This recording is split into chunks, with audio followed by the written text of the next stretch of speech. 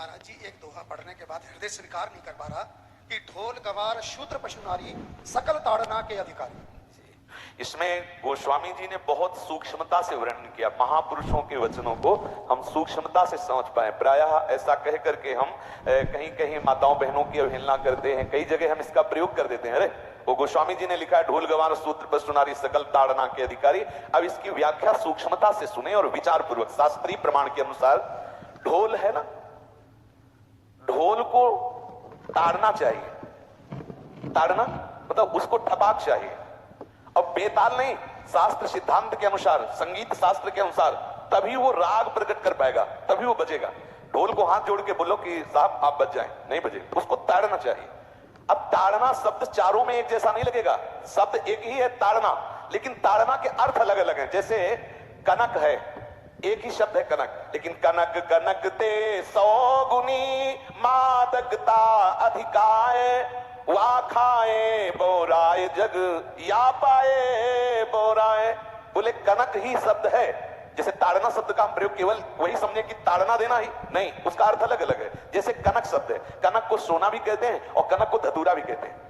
कनक को धतूरा भी कहते हैं। एक कनक है जिसके खाने से बावरा हो जाएगा और एक कनक है जिसके पाने से बावरा हो जाएगा। कनक शब्द एक ही है, लेकिन दोनों का अर्थ अलग अलग हो गया। ऐसे ही ढोल में ताड़न का तात्पर्य है उसको पीटना, लेकिन वो शास्त्रीय संगीत के आधार पर उसको ताल देना। ताल देने से ही वो राग प्रकट करता है, आनंद की उमगन करता है, ना कि प्रार्थना करने से। समझ रहे? अच्छा, गंवार, गंवार कहते हैं विवेकहीन पुरुष को।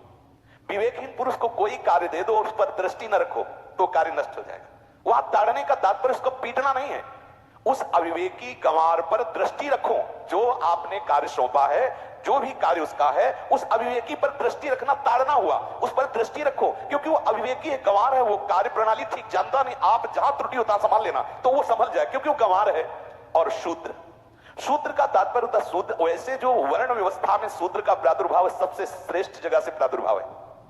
वर्णन आता है ब्राह्मणोश मुखमाशी बाहु राजन्य कृतः उरुदतस जद्वैश्या पदभ्याग्यों शूद्रो जायत। भगवान के श्री चरणों की ही वंदना होती है प्राय। आपने देखा सबके श्री चरणों की, और शूद्रों का प्रादुर्भाव श्री चरणों से हुआ है। कोई ऐसा न समझे कि शूद्र का मतलब निकृष्ट होता है। यहां शूद्र का तात्पर्य, जब से किसी से कहते हैं कि शूद्रवत आचरण करता है, मतलब शास्त्र विरुद्ध सदाचार के विरुद्ध आचरण करना, शूद्रवत आचरण की तरफ संबोधन किया जाता है। यहां कहा गया कि शास्त्र की सम्मति, शास्त्र के शासन के अनुसार आचरण हो, सदाचार परायण हो। शास्त्र जिसके लिए जो विधान करता है, शास्त्र शासन स्वीकार करना, यहां शूद्र के ताड़न की बात कही गई। यहां शूद्र ताड़न का तात्पर्य डंडे से प्रहार करना नहीं, समझना। और जो चौथा कहा गया नारी, अगर स्त्री को हम ये कहें कि ताड़न से ही वो केवल काबू में रहती है, तो राष्ट्र में अपने प्रसिद्ध लक्ष्मीबाई जैसी कोई सामर्थ्यशाली वीरांगना, कोई वीरों सामने बड़े बड़े वीरों के दांत खट्टे कर दे, ऐसी बहादुर सिंघनी हुई, अंग्रेजों के दांत खट्टे कर दिए। अगर कोई समझे कि नारी केवल ताड़ने के लिए है तो उसकी मूर्खता है। पुरुष और नारी का समान प्रादुर्भाव हुआ है। भगवान ब्रह्मा के श्री अंग से दाहिनी तरफ से महाराज मनु और बाईं तरफ से उनकी पत्नी उनका प्रादुर्भाव हुआ सतरूपा। सतरूपा, अब आप बोलो एक ही शक्ति के दो भाग हो गए, एक पुरुष रूप धारण कर लिया, एक नारी रूप धारण कर लिया। अब यहां विचार जो है कि उस नारी के ऊपर ताड़न शब्द का क्या प्रयोग है। जैसे आप मार्ग में चले जा रहे हैं और आपने दृष्टि चूक कर दी और नारी आपकी स्त्री पीछे चल रही, तो कोई हमला कर सकता है, क्योंकि वो रत्न है। 14 रत्नों में एक रत्न स्त्री रत्न भी है। स्त्री को रत्न कहा गया है। भगवान श्री राम जब वनवास में जा रहे हैं तो सिया जी को आगे नाव में जब चढ़ाना होता तो पहले सिया जी को चढ़ा, सीए चढ़ाई चढ़े रघुराई, पहले आगे। दृष्टि रखो, दृष्टि चूक गई तो रत्न है। यहां दृष्टि रखना, शासन मतलब उसकी पिटाई करना नहीं कि जैसे ढोल को पीटा जाता है ऐसे स्त्री को पीटा जाए, शूद्र को पीटा जाए, तो गंवार को, ये व्याख्या नहीं है, ये मूर्खता है, इसे व्याख्या नहीं कहते। जैसे कनक शब्द के कई अर्थ होते हैं, ऐसे ही ताड़न शब्द का यहाँ अलग अलग प्रयोग है। स्त्री के ऊपर दृष्टि रखो। किस भाव की दृष्टि रखे? क्योंकि वो हमारे यहाँ रत्न की तरह है। कहीं कोई ऐसा ना हो कि कुदृष्टि वाला कोई उस पर हमला कर दे। पाणी ग्रहण संस्कार में रक्षा का भी सूत्र बताया जाता है कि आपको अभी ये समर्पित है, आप इसकी रक्षा करें। हमारे शास्त्रीय सिद्धांत में देखो, कभी भी स्त्री को अकेला छोड़ने का सिद्धांत नहीं पाया गया।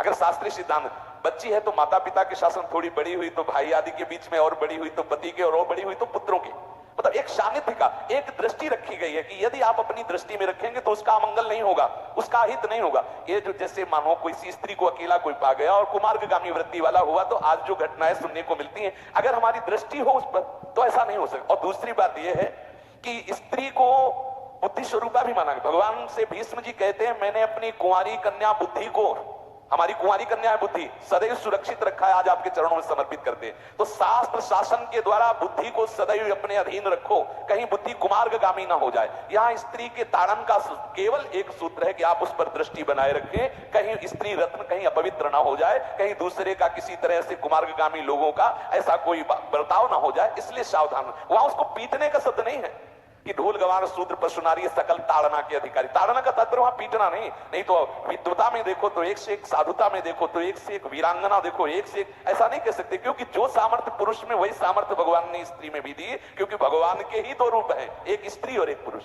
समझ रहे ना। तो इसमें एक ताड़न शब्द का कई अर्थ होता है। भगवान की साक्षात शक्ति स्त्री है, अगर कोई इस भाव से देखे कि स्त्री तो केवल ताड़ना मतलब केवल गाली दे के बात करना, ऐसा नहीं। जिस घर में स्त्री का अपमान होता है उस घर का नाश हो जाता है, निश्चित हो जाता है।